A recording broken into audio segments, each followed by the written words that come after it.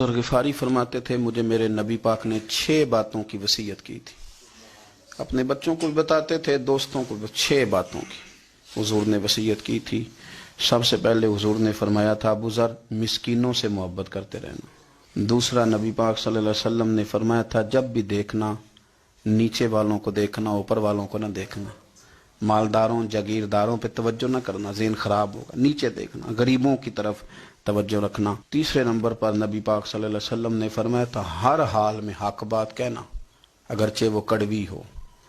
چوتھے نمبر پہ میرے محبوب نے فرمایا تھا اللہ کے معاملے میں کسی کی پرواہ نہ کرنا.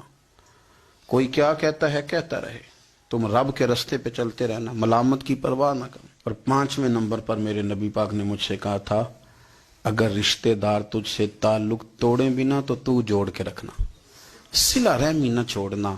اور 6 نمبر پر حضور نے فرمایا تھا اللہ کے عرش کے خزانوں میں سے خزانہ ہے لا حول ولا قوت الا باللہ العلی العظیم. حضور نے فرمایا اسے پڑھتے رہنا، اسے کبھی نہ چھوڑنا. اے اللہ ان نیک اور پاک لوگوں کا صدقہ ہمارے دلوں کو تقویٰ عطا فرما.